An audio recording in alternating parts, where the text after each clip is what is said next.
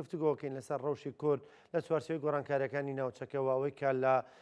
ڕۆژاوای کوردستان دەگوزارێت ڕوو دەدات ئێمە چۆن لی تێبگەین چۆن خوێندنەوەی بۆ بکەین چیان لە کورد دەوێ گفتوگۆی ئەم پرس و باسوبابەتانە دەکەین لەگەڵ زۆر بەڕێز کاک فەرید ئەسەسەر سیاسەتمەدار ڕاستەوخۆ لەگەڵمانە لە ستۆدیۆ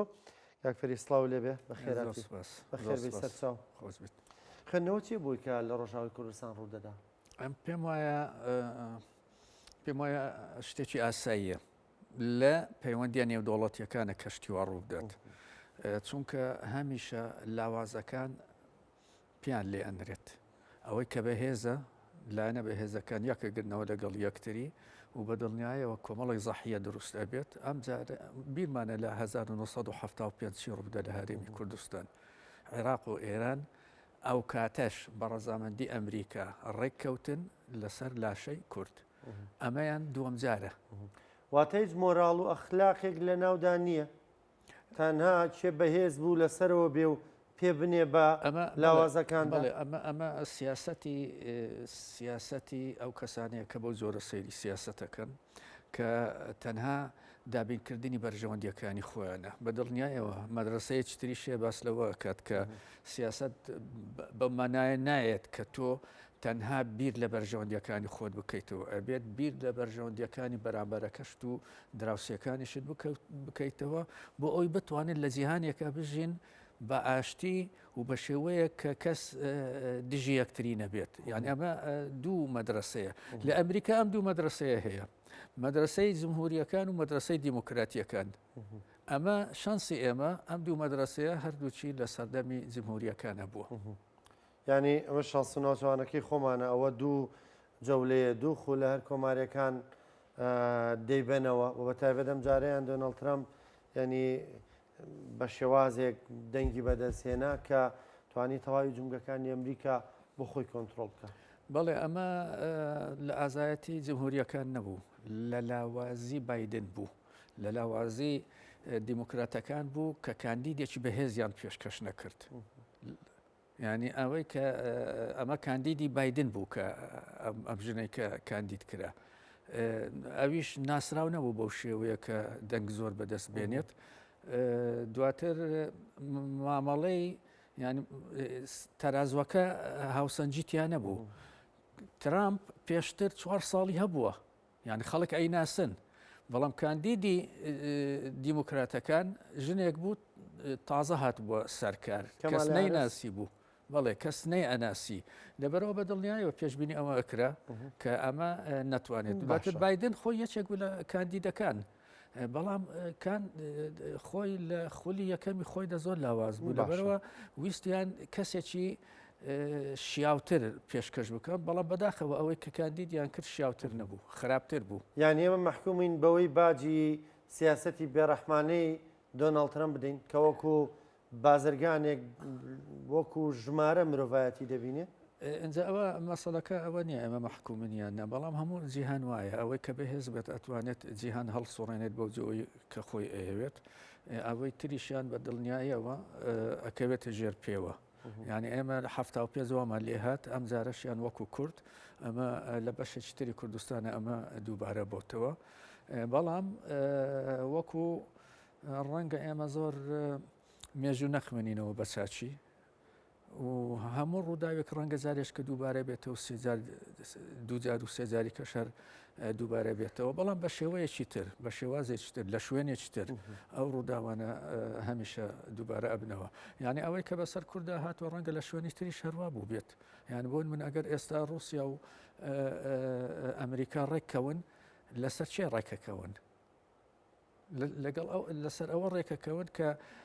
رووسیا چۆن خۆی دەرباز کات و چی قازاز بکات و ئەو کاتە ئۆکرانیا ئەبێتە زەحیەکە یان مەسەلەکان ئەوە نیە خۆ ئۆکرانی وڵاتێکی بەهێزە بە بەراورد لەگەڵ وڵاتەکانی تر وڵاتێکی ئەتۆمیش بوو لەمە و پێش پاشان ئەتۆمەکان لێسەندەوە وایە لێکرد وڵاتێکی بێ ئەتۆم بێت باشە کاک فەریدیانی پێت وایە بۆ نمونە ئێمە ئەم ڕووداوانە هاوشێوەکەی لە مێژووی ئێمەدا هەیە و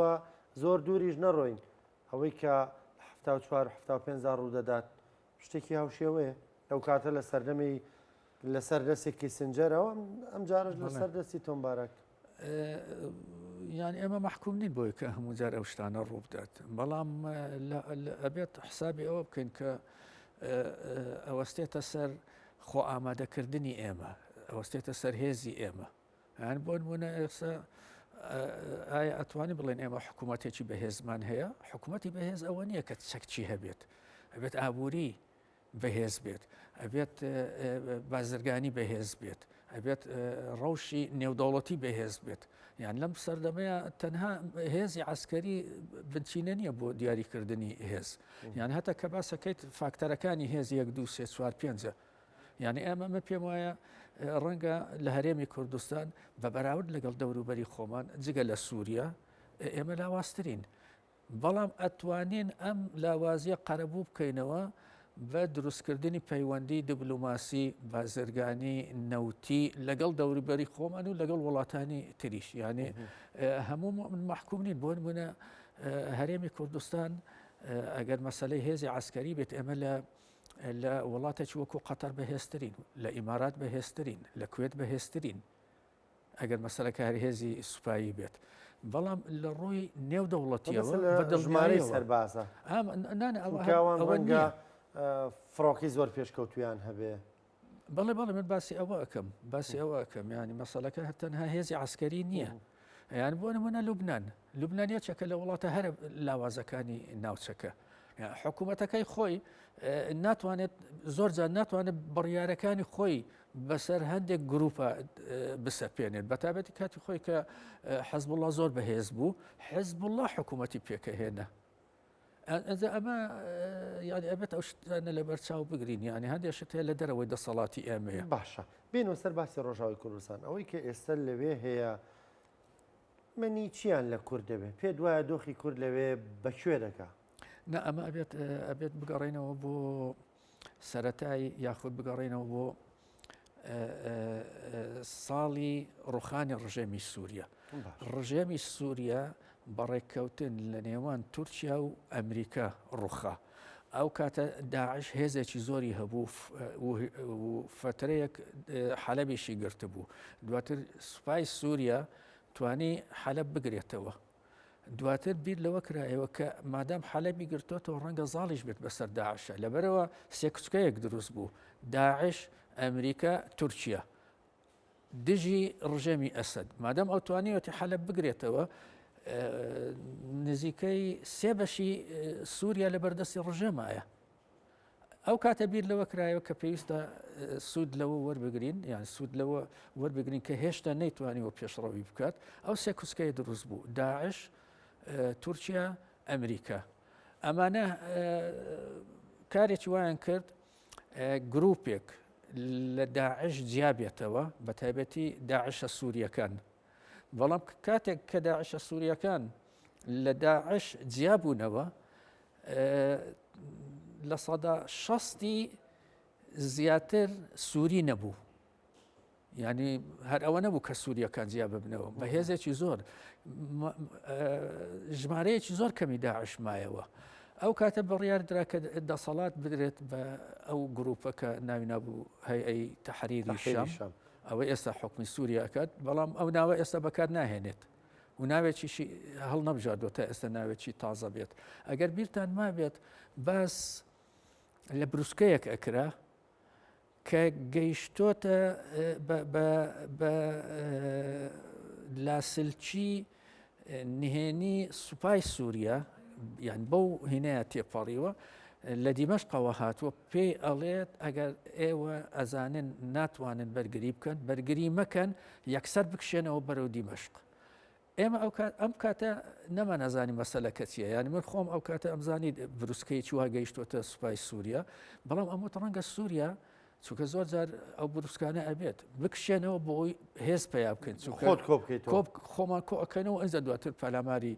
دوژمن ئەدەین یانەوە زۆر جار شتیوا ئەبێت بەڵام ئەو بروسکەیە لە دیمەشقەوە نەبوو ئەم بروسکەیەوە لەو هینانەیە کە ئێستا لە ئارادا هەیە کە چۆن ئەتوانی هەوا کۆنتترۆل بکەیت ئاسمان کۆنتترۆل بکەیت ئەتوانی بچیتە سەر خەتی لاسلچیەکان خەتی تەلەفۆنەکان خەتی ئەو شتانی کە ئێستا هەیە ئەوە پێ سیبرانی ئاسمانی سیبرانی ئەمە تازە پێیان بوو ئێستا ئێمە تازە ئیزانیان پاش نزیکە 5-6 ساڵ ئێستا وردە وردە دەرکەوتو ئەم بروسکەیە ئەمە هی ئەمریکیەکان بوو ئەمانیش کە ئەیان زانانی ناتوانن بەرگری بکەن یەکسەر کشابوونەوە ئەنجا ئەو بەشەی داعش هاتبوو ئەو شوێنانەی هەموو گرتو بوو توانی بووی وردە وردە بکشێت و دەرفەتێکی واش نەبوو کە ڕژێم بتوانێت خۆی کۆ بکاتەوە لەو قەڵەباڵغی و لەو پاشاگەردانی کە دروست بوو بە تایبەتی کە کەسی یەکەمی وڵاتەکە یەکسەر سواری تیارەکە بوو بۆ خۆی ڕای کرد و خێزانەکە لەگەڵ خۆی بدو مناڵەکانی و ئەو کاتە ئەوانی کەشی چیان پێ نەکرە پاش ئەوە کە کەسی یەکەم ڕائەکات تاوی تر سوپا کۆتایی دێت لەوێ ئەجا ئەمە هەموو جار هەت تەنانەت هەموو جار ترامپ ئەوەی بەچاوی قەسەد و ئەوانە دائەدایەوە پێ ئەوتن ئێمەوە بۆ شەڕی داعش دروست کراون ئەوە داعش نەماوە ئێوە نابێ بمێنن بۆچی ئەمێنن یعنی ئەمە دوسێ جار ئەو قسەی کردبوو بەڵام لەگەڵەوەشە ئەمە بە تەدریس هاتە کایەوە یان گەیشتە ئەو ڕادەیە کە بڵێن ئێمە پێویستمان بە داعش نییە بەڵام پێم وایە ئەمە بەدڵنیایەوە هەم فشاری دیمەشقی لەسەر بووە هەم فشاری خودی تورکیا بە تایبەتی تورکیا لەم قۆناغی ئەخیری زۆر تەرکیزی کرد بۆ سەر قەسەد و ئەم مەسەلەی ئەمە یەک دومیشیان پێم وایە بەشێکی پەیوەندی بە هەندێک لە هەڵەکانی قەسەدیشەوە هەیە پار بوو ئەوان توانیان شەڕێک بکەن لەگەڵ دیمەشق توانیان سەرکەوتنی زۆر گەورە بەدەست بێنن ئەو کاتە توانیان بەنداوی تەبقە بگرن و ئەم بەنداوە زۆر استراتیجی و گرنگە بەدەست بە سووریەکەن لەبەرەوە پێم وایە تووشی جۆرێک لە بۆغرایی بوون تووشی ینی بۆغراییش واد لێ ئەکات شتەکان وەک خۆی نەیبینی ئەمان بەو جۆرە سەیری مەسەلەکەیان کردووە کە مادام توانیوانە ئەم ناوچەیە گرنگە استراتیجیە کە بەنداوەکەیە بگرن و سوپا نەیتوانی لەوان بگرێتەوە و ئەوان تەحەکوم بەو ئاوا بکەن کە زۆر گرنگە بەنسبەت دیمەشق و دەوروبەرەکەی و بەنسبەت سووریا کەواتە هیچ شتێک نییە بتوانێت ئەو شوێنیان لێ بگرێتەوە و هەر هێرشێک بێت ئەوان ئەتوانن تێکی بشتێنن ئەنجە پاش ئەمە ئیتر تووچیا شاتە ناو مەسەلەکە هەرسان تونچیا غایب نەبوو لە مەسەلەکە هەمیشە لە ناو مەسەلەکەدا بووە بەڵام ئەم توانی ئەم سێ کوچکەیە دروستکات بەشدار بوو لە دروستکردنی سێ کوچکەکە کاک فەرید کەواتە ئێستا ئایندەی ڕۆژاوای کوردستان چۆن دەبینی ینی پێ دوایە جۆرێک لە هەرێم لەوێ دروست بێ جۆرێک لە خۆبەڕێوبەری لەوێ دروست بێ ینی سووریا تورکیا ڕازی دەبێ بۆ معادلەکە ڕازی دەبێ بۆ ئەگەر سووریا بەمە ڕازی بووایە زووتر ڕازی ئەبوو نەک ئێستا کە سەرکەوتووە یعنی ئەو کاتێک کە لاواز بوو ئەو کاتێک کە ناوچەی لە دەستدرا بوو ئەو کاتێک کە بەنداوەکەی لە دەستدرا بوو ئەو کاتێک کە کێشەی هەبوو لەگەڵ دروزەکان لەگەڵ عەلەویەکان ئەگەر بیویستای ئەو کاتە ڕازی ئەبوو چکە لاواز بوو بەڵام ئێستا تورکیا لەگەڵ یاتی و ئەمریکا لەگەڵ یایەتی بۆ ڕاستی بێت پێم وانە ئەو ئێستا مەرجی هەیە نازانین مەرجەکانی چییە بەڵام بە دڵنیایەوە مەرجەکە ئەگەر شتێکیش بێت مەرجەکە ئەوەیە کە چەک دابنێن بە ڕەهایی ئێنجا ئەگەر پاش ئەوە شتێک بێت بەڵام خۆی پێش ئەوەی کە دابنیشێت لەگەڵ ئەوانە بەندەکانی ڕاگەیاند وتی من دان بەوە دانێم کە لە سووریا کورد هەیە دان بەوە دانێم کە کورد جەژنێکی هەیە ناوی جەژنی نەورۆزە و من ئامادەم ئەم جەژنی نەورۆزە بکەم بە جەژنێکی سووری نەکەرهی کورد ئەگەر بیانەوێت و ئەتوانم دان بەوە دابنێ کە مافی خوێندنیان هەیە بە زمانی خۆیان لەو شوێنانەی کە ئەوان زۆرین یان کۆمەڵک شتی وتووە ئەمانەکە دابنیشن هەر باس لەم مەسەڵەیان ناکەن باس لە شتی تر ناکەن یان هیچ بوارێک نەماوە بۆ باسکردنی شتێکی تر ئەمە خاڵەکانی ڕێککەوتنە ئەگەر لەسەری ڕێک بکەون هێزەکانی سووریای دیموکراتیش بە تاک بێنە نێو سپاوە نەگەوەی کە لە شێوەی فرقەی جیاواز و ئەوەیە لە نێو سپایەدا بەڵێ ئەنجە من تێبینیەکەم هەیە لەسەر ئەم مەسەلەی ینی من خۆم تێبینیم کردووە هەم کوردی ئێران هەم کوردی تورکیا هەم ئێستاش کوردی سووریا ئەمان جیرۆدەی ئەوەن کە ئەوەی کوردی عێراق بەدەستی هێناوە ئەوانیش وەکو دەق و دەق ئەمە بەدەست بێنن ئەمە شتێکی هەڵەیە يعني ئێمە لە 1925ەوە کە دەوڵەتی عێراق دامەزراوە نەمانویستەوە بەشێک بین لە عێراق و هەر خەباتمان کردووە ئەوەندە ساڵە ئەنجە توانیمانە ئەوەی کە ئێستا بەدەستمان هێناوە بەدەست بێنین. ئەمان ئەگەر تۆ تاریخێکدا بنیت ئەو پەڕی 25 ساڵە ئەو پەڕی ئەوە زۆریشە،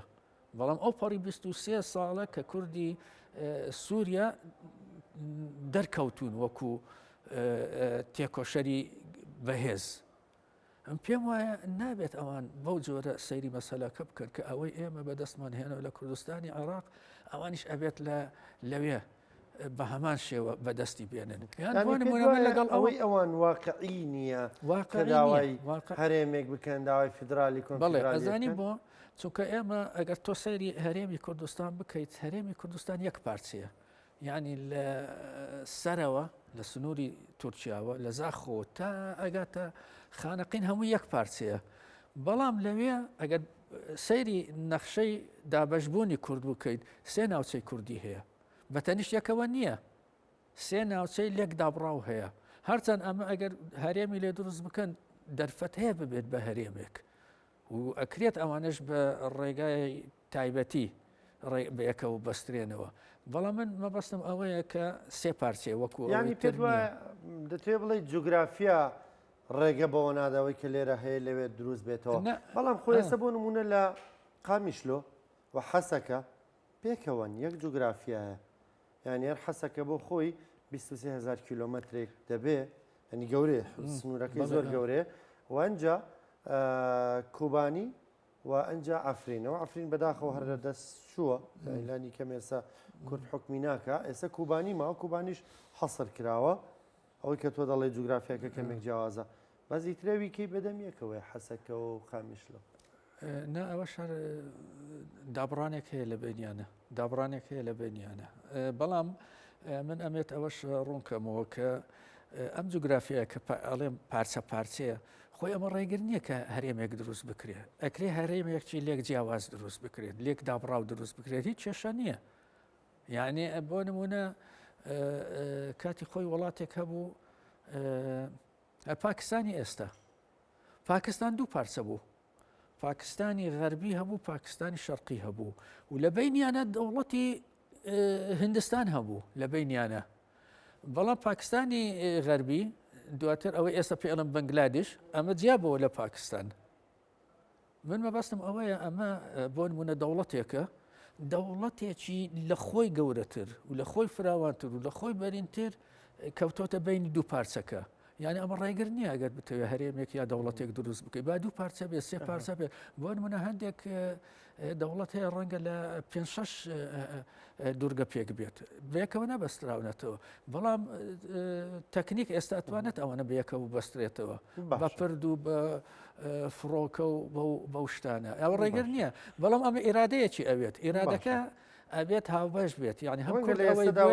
نەبێت لە بەرەی دوژنەکانمان بەهەیە زنلانی کەم تورکیا ڕەنگە ڕێگە بۆ نەدا. باشە کاک فەرید چ شتێک لە واقعەوە نزیکترە لەوەی کە کوردانی ڕۆژاوای کوردستان بەدەستی بێنن لە ئێستادا؟ ئەوەی ئێستا من پێم وایە ئەبێت لەمەیانە ئەبێت ئەزمموی هەرێمی کوردستان دووبارە بکرێتەوە. یعنی بۆ نمونە ئێمە لە سەردەم شێ مەحموودە ئەو هەڵەیەمان کرد، هەرچەند ئەمە بە هەڵە حساب ناکرێت چونکە ئێمە عێراقی نەبووین، بە زۆر کراین بە عێراقی، بەڵام کە سووریا دامەزرا ئەو کوردانە هەر بەشێک بوون لە سووریا، یعنی ئەوان هەر سووری بوون، بەڵام ئێمە بۆ جۆرە نەبووین. بەڵام لەگەڵەوەشە ئەو کاتە پاشەوەی کە هەوڵەکانی شێ مەحموود لە 1930 شێ مەحموود جوگرافیای هەرێمی کوردستانی دیاری کرد لە نامەیەکە کە ناردبووی بۆ ئینگلیز. ئەیوت ئەوەی کە ئێستا ئێمە باسی ئەکەن هەرێمی کوردستان ئەیوت لە زاخۆوە تا خانەقین ئەمە کوردستانە بە کەرکوچیشەوە. یانە من پێم وایە یان تۆ حساب کە لە 1930 یەکێک داوای ئەوە بکات، داوای لە عێراقیەکان نەکردو، داوای لە ئینگلیز کردو چونکە ئەوان دەسەڵاتدار بوون. ئەمە زیرە چییە؟ یعنی لێرە یان وەکەوەی ئێستانی خەڵک زۆر دهۆکی دیوە و بە ئاسانی ئەگاتە ئەوێ، بەڵام تۆ 1930 ڕەنگە هەر سیارەش نەبوو بێت لە هەرێمی کوردستانە. بەڵام لەگەڵەوەشە خەڵک ئەیزانی هەرێمی کوردستان لەو شوێنانەیە لەبەرەوە ئەو کێشەیە لای ئێمە نەبوو ئێمە ئەمازانی سنووری خۆمان چۆنە و چۆن نییە بەڵام ئەمە لە سووریاوە نەبوو یعنی لە سووریا هەمیشە گۆڕان هینەکان گۆڕانکاری زۆر تیا بووە بۆ نمونە بەشێکی زۆری کوردی سووریا بەڕەگەز ئەچنەوە سەر تورکیا و بە هۆی ئەمەشەوە پەیوەندی بە هێزیان زۆر لەگەڵ یەکتری هەیە ئەم سنوورێکە کە لە کاتی باکووری کوردستان بڵێ ئەو کاتێک کە شۆڕشی 1925یان کرد کوشتارێکی زۆر بوو دژی کورد بەهۆی ئەمە بەشێکی زۆری کوردی تورکیا هاتن بۆ ئەولا ئەنجە ئەمانە کێشەی جنسیەیان هەبوو هەرچەند ئێستا شەڕع ئەمانە دان بەوەدا ئەنێت کە ئەمانە مافی ئەوەیان هەیە کە جنسیان هەبێت چونکە بۆ نمونە ئەگەر تۆ بچیتە ئەوروپا ئەگەر 10 ساڵ لەوێ بژی مافی ئەوەت هەیە کە جنسیەت هەبێ ئەم باس لەوە کاتەمانە یعنی ڕژێمەکانی سووریا ڕژێمەکانی سووریا دانیان بەوەدا نەئەنە ئەیانوت ئێوە بە ئەسڵ کوردی تورکیان دەبەرەوە یا ئەبێ بڕۆنەوە یا ئەبێت بەبێ جنسیە بمێنەوە بەڵام ئێستا ئەم ڕژێمە تۆزێک نەرمی نواندووە دانی بەوەدا ناوە کە ئەمانە مافی ئەوەیان هەیە جنسیان بدرێتێ بەڵام ئەمە مەسەلەیەکی لاوە چێ بەبەراورد لەگەڵەوەی ئێستا فری لێ دەگەڕێن کورد لەوێ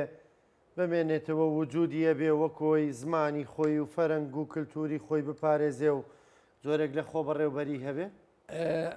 جگە لە خۆ بەڕێوەبەریەکەم پێم وایە مەسەلە کەلتوریەکان دەرفەتێکی زۆرتریان هەیە و من خۆم پێشببینی ئەەکەم یاخود پێم وایە یان ئەوەم پێ باشە کە ئەمان لە خۆ بەڕێوەبریەکەەوە دەست پێ نەکرد چکە ئەمە کێشەیەکی زۆر گەورەیان بۆ دروست دەکات و کارێکی وا ئەکات کە مافە کەلتوریەکانیشیان دەست نەکەوێت ئێمە کاتی خۆی وەکو ئەو ینی لە 1925 کە دەوڵەتی عێراق دامەزرا ئەو کێشەمان لەگەڵ عێراق هەبوو ینی ئەوان بۆ نمونە حەزەکەم ئەوەی کە یەکەم وەزیری ڕۆشنبیری یەکەم وەزیری پەروەردە لە عێراق خەڵکی سووریا بوو و کورد لەگەڵ ئەو مامەڵەیە کرد سەبارەت بە مافە کەلتوریەکان کورد ئەو کاتە تازە پیتەکانی بۆ خۆی دائەنە چونکە ڕاستە پیتەکان عەرەبین بەڵام فەرقیش هەیە بۆ نمونە لە پیتی عەرەبیان نییە لەبەرەوە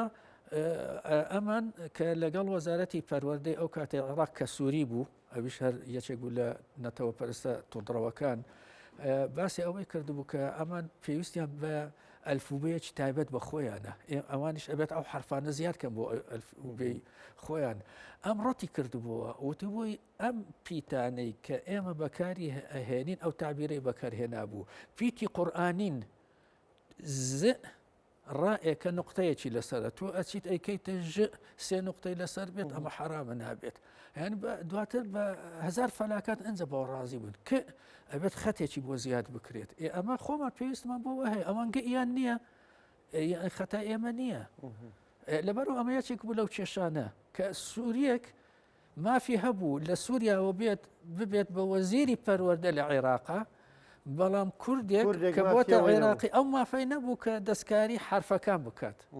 ئەنجە ئەمە پێم وایە ئەوانش بەدڵنیایەوە تووشی ئەو کێشانە ئەبن کە ئێمە لە 1925ەوە تا 58 تووشمان بوو باشە کاک فەرید وەکو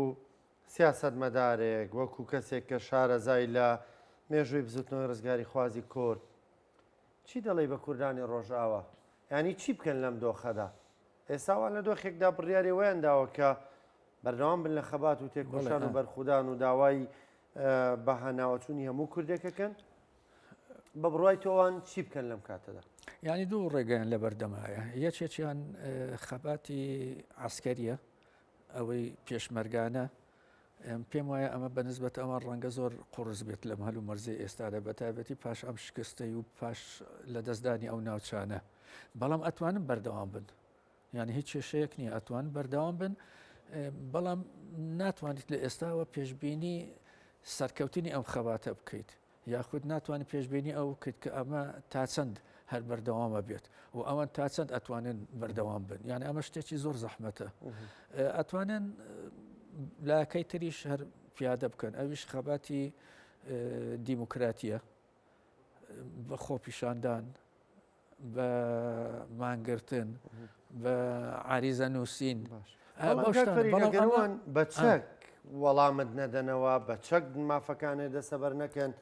ئێستا وەکو تۆ دەڵی بە عریزە نووسین و بە خۆپیشاندان وەڵامت دەدەنەوە. من لە ڕووی تیارەوە باس لەو دوو ڕێگایەکەم ئەو دوو ڕێگایە هەیە یان بتەوێت نەتەوێت ئەو دوو ڕێگایە هەیە بمانەوەی نەمانەوت یعنی ئەو دوو ڕێگایە هەیە ئەمە ئەوەستێتە سەر خۆیان ئەوان ئەتوانن هەردوو ڕێگاش پیادە بکەن بەشێکیان خەباتی چەکدار بکەن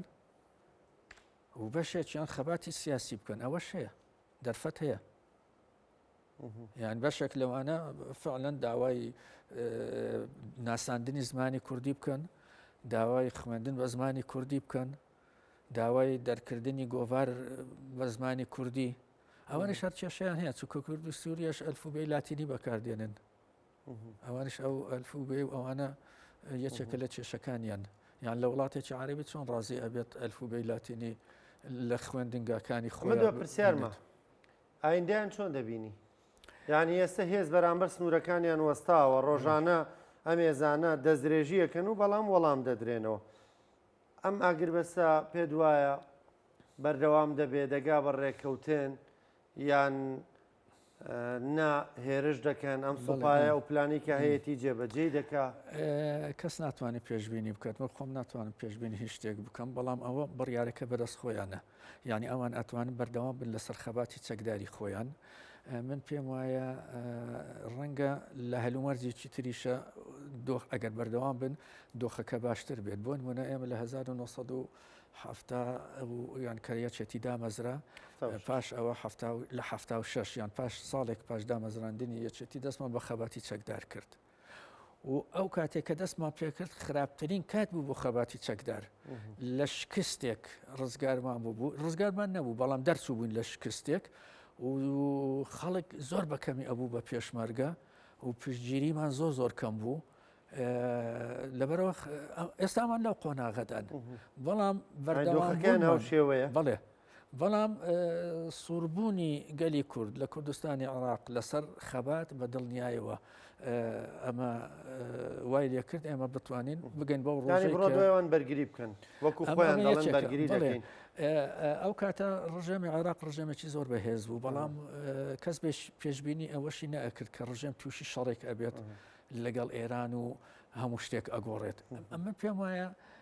ئەم ناوچەیە هەمیشە لە گۆڕاندایە یان چۆن لە 1975 کەس پێشببینی ئەوەی نەئەکرد ڕۆژە لە ڕۆژان ڕاپەڕینێک ڕووبدات هەر خەویشی پێوە نەئەبینی کە لە خانەقینەوە تا زاخۆ بتوانێت ڕزگار بکات و بە دڵنیایەوە ڕەنگە ئەمە لە سەر تا سەری سووریەش لە ئایندەیە بەڵام پاش 10 ساڵ 15 ساڵ بە تایبەتی کە ڕژێمێکی وەکەوەی سووریا بەردەوام بێت لەسەر ئەم سیاسەتانەی و بە تایبەتی کە ئۆپۆزیسیۆنی بەهێزی شێ لە سووریا بەڵام هێشتا دەرنەکەوتووە بۆ نمونە کورد ئۆپۆزیسیۆنێکی بەهێزە لە ڕووی سیاسیەوە دروست ئۆپۆزیسیۆنێکی بەهێزە عەلەویەکان ئۆپۆزیسیۆنێکی بەهێزن ئەو سێ گروپە ئەتوانین یەک بگرنەوە و ئەتوانن زۆر شت بکەن ئەتوانن بەرەیەکی سیاسی